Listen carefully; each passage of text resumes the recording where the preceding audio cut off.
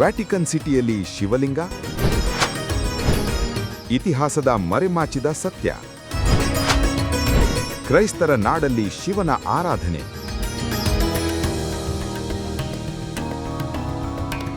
ರೋಮ್ನ Vatican city ಕ್ರೈಸ್ತರ ಅತ್ಯಂತ ಪವಿತ್ರ ಕ್ಷೇತ್ರ.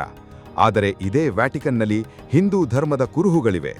ಅಲ್ಲಿರುವ ಕ್ರೈಸ್ತರು ಕೂಡ ಇದನ್ನು ನಂಬುತ್ತಾರೆ ಎಂದರೆ ನೀವು ನಂಬುತ್ತೀರಾ?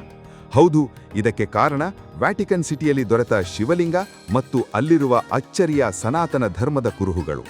ಅದ್ಯಾವ ಶಿವಲಿಂಗ, ಎಷ್ಟು ವರ್ಷ ಹಳೆಯದು? ಇಲ್ಲಿದೆ ಕಂಪ್ಲೀಟ್ ರಿಪೋರ್ಟ್.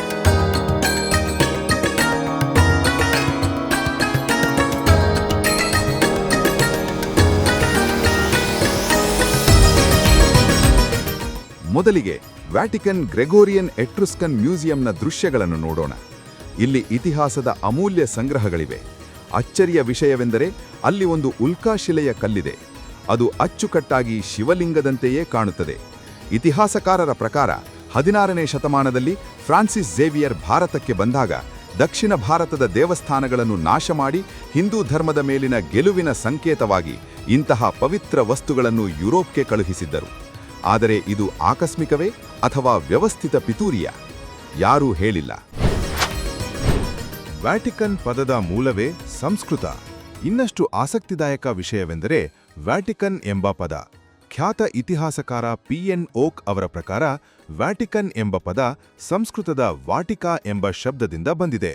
ವಾಟಿಕಾ ಎಂದರೆ ವೈದಿಕ ಧಾರ್ಮಿಕ ಕೇಂದ್ರ ಅಥವಾ ತಪಸ್ಸು ಮಾಡುವ ಜಾಗ. ಕ್ರಿಸ್ತಶಕ 312ರವರೆಗೂ ಇದು ವೈದಿಕ ಕೇಂದ್ರವಾಗಿಯೇ ಇತ್ತು ಎಂಬ ಹಲವು ವಾದಗಳಿವೆ. ಬಳಿಕ ಕ್ರಿಶ್ಚಿಯನ್ ಪ್ರತಿನಿಧಿಗಳು ಇದನ್ನು ತಮ್ಮ ಧಾರ್ಮಿಕ ಕೇಂದ್ರವನ್ನಾಗಿ ಬದಲಾಯಿಸಿಕೊಂಡರು ಎನ್ನಲಾಗುತ್ತದೆ. ವಾಸ್ತುಶಿಲ್ಪದ ನಿಗೂಢತೆ. ವ್ಯಾಟಿಕನ್ನ ಸೇಂಟ್ ಪೀಟರ್ ಸ್ಕ್ವೇರ್ ಅನ್ನು ಡ್ರೋನ್ ಕ್ಯಾಮೆರಾದಲ್ಲಿ ಮೇಲಿಂದ ನೋಡಿದರೆ ಅದು ಸಂಪೂರ್ಣವಾಗಿ ಶಿವಲಿಂಗದ ಆಕೃತಿಯನ್ನು ಹೋಲುತ್ತದೆ. ಮಧ್ಯದಲ್ಲಿರುವ ಒಬೆಲಿಸ್ಕ್ ಲಿಂಗದಂತಿದ್ದರೆ ಸುತ್ತಲಿರುವ ವೃತ್ತಾಕಾರದ ಪ್ಲಾಜಾ ಯೋನಿಯಂತೆ ಕಾಣುತ್ತದೆ. ಅಷ್ಟೇ ಅಲ್ಲ, ಶಿವನ ಹಣೆಯ ಮೇಲಿರುವ ತ್ರಿಪುಂದ್ರದ ಗುರುತುಗಳು ಮತ್ತು ಅದರ ನಡುವಿನ ಬಿಂದುವಿನಂಥ ರಚನೆಗಳು ಅಲ್ಲಿಯೂ ಕಂಡುಬರುತ್ತವೆ. ಅಮೀನ್ ಎಂಬ ಪದ ಓಂನ ಅಪಭ್ರಂಶ ರೂಪವೇ ಎಂಬ ಚರ್ಚೆಯೂ ನಡೆಯುತ್ತಿದೆ.